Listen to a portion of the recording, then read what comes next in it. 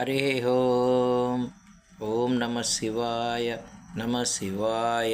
రేపటి నుండి ఉత్తరప్రదేశ్ రాష్ట్రంలోని ప్రయాగరాజ్లో పుష్కరాలు మహాకుంభమేళా ప్రారంభం కాబడిపోతుంది అన్నమాట.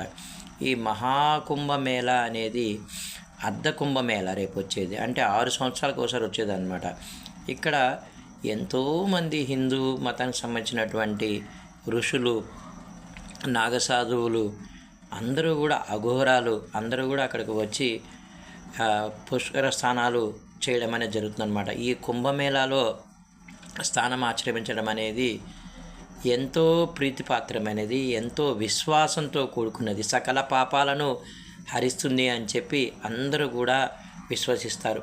అలాగే దాదాపు కోట్లాది మంది దేశం నలుమూల నుంచి వచ్చేటటువంటి ఒక గొప్ప ప్రదేశం కాబట్టి ఇక్కడ చాలా ఏర్పాట్లు అనేది ఉత్తరప్రదేశ్ ప్రభుత్వము, అటు కేంద్ర ప్రభుత్వం చేయడం అనేది జరిగింది.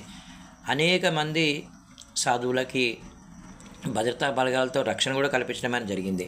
దాంట్లో దాదాపు 12 మంది సాధువులకు Z+ కేటగిరీ భద్రతను కూడా కల్పించడం అనేది జరుగుతుంది అనమాట. Z+ అంటే ప్రధానమంత్రి స్థాయి లేదా కేంద్ర మంత్రి స్థాయికి వచ్చేటటువంటి భద్రత కూడా వాళ్ళు కల్పించడం అనేది జరిగిందనమాట. అంటే ఆ విశ్వాసం, ఆ నమ్మకం కదండి. కాబట్టి హిందూ ప్రతి ఒక్క వ్యక్తి కూడా, ఆడి హిందువు అయినా ఎవరైనా కావచ్చు, కానీ ఈ విధంగా కుంభమేళాలో పాల్గొని స్నానం ఆచరించడం అనేది ఎంతో అభిలాషణీయమండి. అలాగే ఒకవేళ మనం వెళ్ళలేకపోయినట్లయితే రేపు ప్రారంభమయ్యేటటువంటి గడియలు ఉన్నాయి.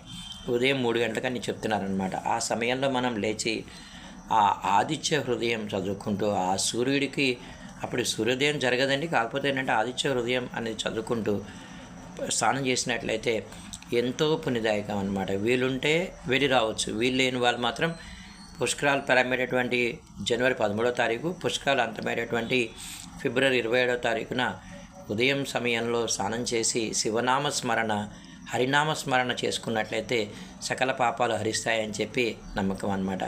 అలాగే ఈ కుంభమేళా సందర్భంగా ముఖ్యమైన విషయం ఏంటంటే, ఏదైతే దేవతలు తర్వాత రాక్షసులు క్షీరసాగర మదనం చేసినప్పుడు అమృతం యొక్క కొన్ని చుక్కలు ఇక్కడ పడ్డాయి అని చెప్పి విశ్వాసం అన్నమాట. అందుకే ఈ గంగా, యమున, సరస్వతి కలిసినటువంటి ఈ సంగమంలో రేపు కుంభమేళా జరుగుతుంది.